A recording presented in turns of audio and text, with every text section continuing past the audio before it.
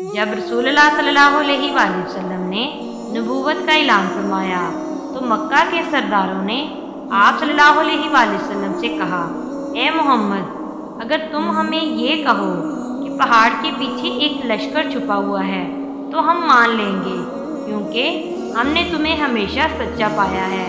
आप सल्लल्लाहु अलैहि वसल्लम ने फरमाया, तो फिर सुनो, मैं तुम्हें अल्लाह का पैगाम पहुंचा रहा हूँ और बता रहा हूँ कि अल्लाह एक है और मैं इसका रसूल हूँ।